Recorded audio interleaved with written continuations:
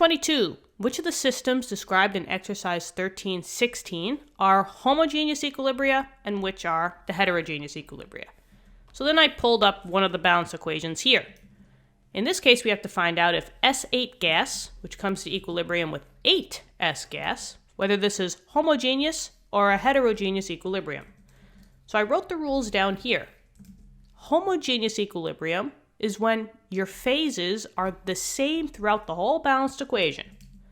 Versus a heterogeneous equilibria, these are when your phases are different in the equation, right, throughout the equation. So pay no mind to what you actually got, just look at your phases, right? And when I say phases, these are basically your states: solid, liquid, gas, and aqueous. So here I have a gas, and this is a gas. These are the only phases that are in this equation. They're both gases. The phases are the same, so this would be a homogeneous equilibrium. I'm just going to write down homogeneous, but you guys get the point, all right? So hopefully this helped.